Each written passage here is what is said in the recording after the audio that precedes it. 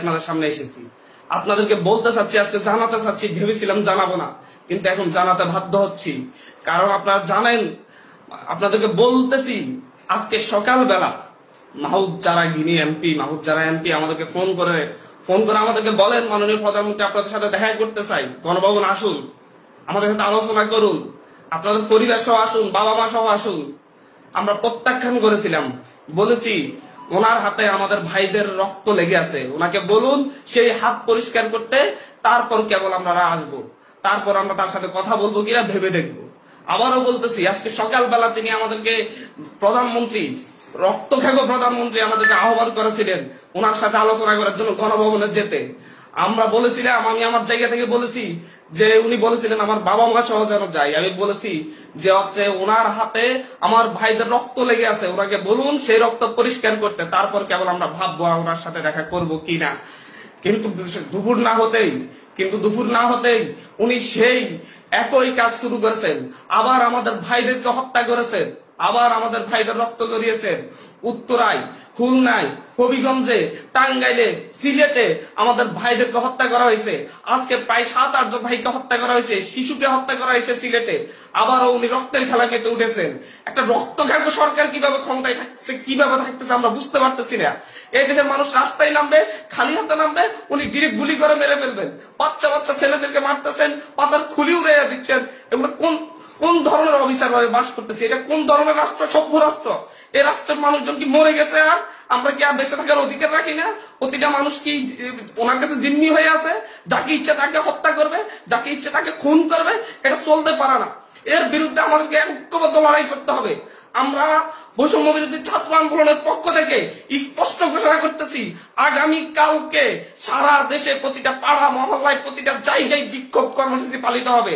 আর আগামী কালকের পরে পরশুদিন থেকে সর্বাত্মক অসহযোগ আন্দোলন পালিত হবে। সর্বাত্মক অসহযোগ, কোন ট্যাক্স দেওয়া হবে না এই সরকারকে, এই সরকারের অফিসে যাওয়া হবে না, কেউ তার অফিসে যাবে না, কেউ তার সরকারি বেসরকারি সকল অফিস বন্ধ থাকবে, সচিবালয় বন্ধ থাকবে, এভরিথিং বন্ধ থাকবে। গণভবনে কোনো বাস গাড়ি ঢুকবে না, বঙ্গভবনে কোনো গাড়ি ঢুকবে না, এভরিথিং অফ থাকবে। এবং সরকারকে সর্বাত্মক অসহযোগিতা করা হবে।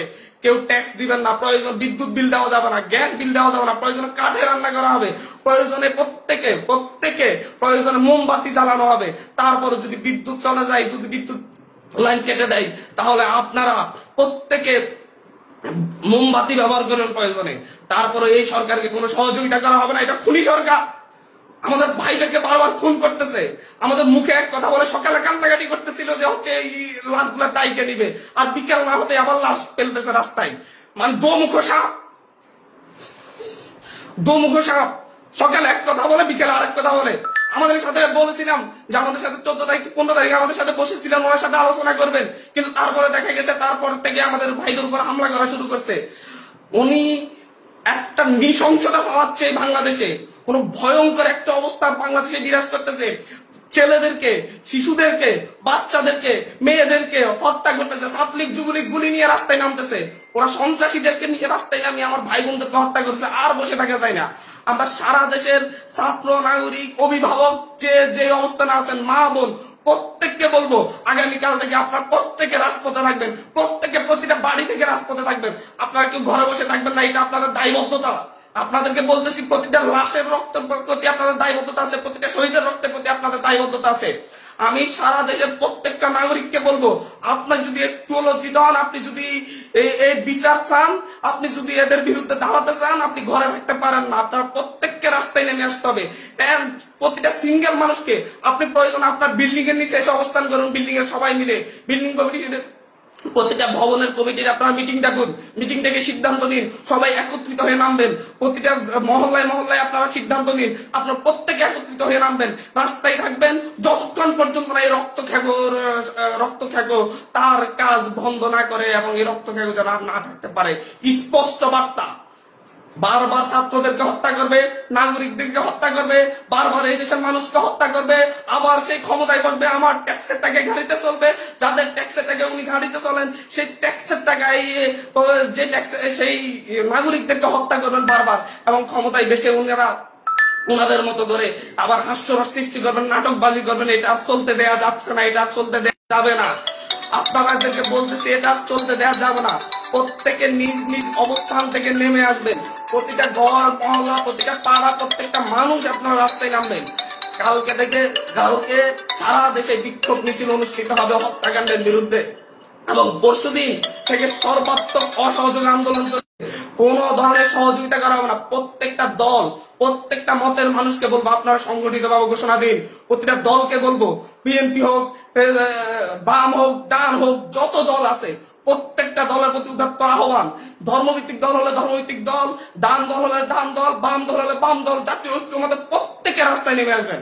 প্রত্যেকে রাস্তায় নেমে ঐক্যবদ্ধভাবে আপনারা জানান দিবেন এইটা বাংলাদেশে চলতে পারে না। কোন রক্ত খেকো এইভাবে থাকতে পারে না। বারবার রক্ত জড়িয়ে তারা ক্ষমতায় থাকবে, তা হতে পারে না। তিনি আজকে সকালে আমাদেরকে বলেছেন, আমাদেরকে দাওয়াত করতেছেন যে আমার বাবা মাকে নিয়ে আমি ওনার গণভবনে যেতাম, যে ওনাদের সাথে আলোচনা করতাম। জাস্ট একটা কথাই বলেছি, ওনার হাতে আমার ভাইদের রক্ত লেগে আছে, উনি ওই রক্তাক্ত হাত পরিষ্কার করুন, তারপর আমরা গণভবনে যাবো কিনা ভেবে দেখবো। কিন্তু তিনি তো রক্তাক্ত হাত পরিষ্কার করার সিদ্ধান্ত নেনই নেই, তিনি বরং আরো রক্ত ঝরানোর পথ বেছে নিয়েছেন। বাংলাদেশের পুলিশ বাহিনী, র্যাব বাহিনী, সেনাবাহিনীকে বলবো, আপনাদেরকে বলতেছি, আপনাদের ছেলে সন্তানরাও আন্দোলন করতেছে, আপনাদের ছেলে সন্তানরাও বিশ্ববিদ্যালয়ে পড়ে, স্কুলে পড়ে, কলেজে পড়ে, তাদেরকে হত্যা করা হচ্ছে। ভুলে যাবেন না মতিঝিলে সেই পুলিশের কথা যার সন্তানের বুক ঝাঁঝা করে দেওয়া হয়েছিল আরেক পুলিশের গুলিতে যাত্রাবাড়ি থেকে। সে প্রশ্ন করেছিল, স্যার একটা ছেলেকে মারতে কয়টা গুলি লাগে? সো আপনাদেরকে বলতেছি, আপনারা জনগণের পাশে দাঁড়ান।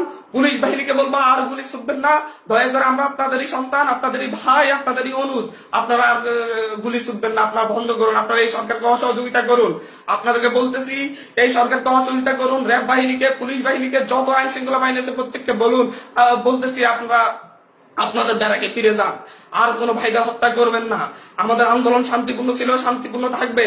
প্রত্যেকটা নাগরিক প্রতিটা জায়গা থেকে তার নিজ নিজ অবস্থান থেকে সর্বোচ্চ সতর্কতা নিয়ে কালকে থেকে রাজপথে থাকবে, যতক্ষণ পর্যন্ত এই রক্ত ঝরানোর স্বাদ না মিটে। প্রয়োজনে আমরা আরো রক্ত দিব, তারপরে আমরা এই কাজ চাচ্ছি না। দেশবাসী আপনাদেরকে বলবো, ঐক্যবদ্ধভাবে রাজপথে নামুন, এবং কালকে বিক্ষোভ মিছিল পালিত হবে। পরশু দিন থেকে আমাদের সর্বাত্মক অসহযোগ আন্দোলন চলবে। ট্যাক্স দেওয়া হবে না, সরকারকে কোনো ধরনের সহযোগিতা করা হবে না। প্রত্যেকটা অফিস আদালত বন্ধ থাকবে, সচিবালয় থেকে শুরু করে একটা প্রাইমারি স্কুল পর্যন্ত সব বন্ধ থাকবে কালকে থেকে। এদেশের মানুষ তাদের ঐক্যবদ্ধ শক্তির প্রমাণ দিবে এবং রাজপথে লড়াই করবে। ধন্যবাদ।